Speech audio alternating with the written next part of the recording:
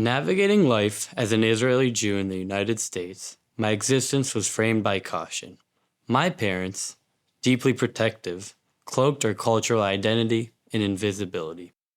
Displaying signs of our heritage, like wearing a Magen David or Hebrew scripted clothing, was off limits. I struggled to grasp the necessity of these precautions, unaware of the fears driving my parents' protective measures. At 15, I challenged these silent rules. Propelled by youthful defiance, wearing an IDF shirt, I felt a surge of pride going to soccer practice, a supposed haven of acceptance for my identity. This sense of belonging was brutally upended later as I joined a men's league game right after practice. The atmosphere was charged, the competition fierce, and the hostility palpable. Opposing players, kitted in Palestinian shirts, targeted me with increasing aggression. The tackles I endured were physical and laden with animosity. One brutal charge left me sprawled on the ground, the assailant hissing a venomous slur at my Jewish heritage. Their words, laced with contempt, were clear in their intention. By halftime, the accumulation of hate and concern for my safety reached a tipping point. Realizing the situation was beyond just a sport and fearing further harm, I made the decision to leave the game. This wasn't merely a game anymore. It had escalated into a harrowing ordeal of prejudice and identity. This episode transcended a mere act of hostility. It was a jarring revelation.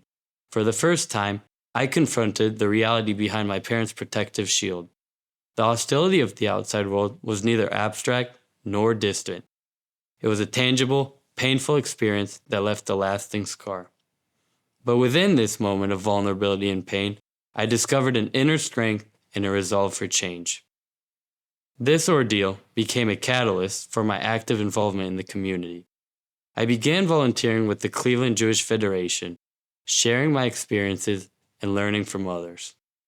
This past week, in response to Hamas's attack on Israel, I've been working to raise awareness about the situation. I played a key role in organizing a ceremony attended by both Jews and non-Jews, drawing over 1,000 Clevelanders. The ceremony commemorated the hostages taken, innocent lives lost, and women and kids who suffered atrocities. I read out a song that poignantly captured the experiences suffered on October 7th. I've also been actively discussing with my peers about the issues of anti-Semitism and the prevalent negative attitudes toward Israel.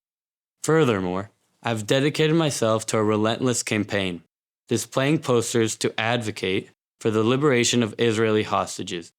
Each of these actions has strengthened my belief that personal change can indeed lead to societal transformation.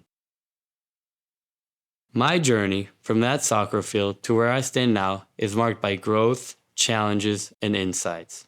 Embodying Etty Hillesum's philosophy, I've learned that changing the world starts with changing oneself.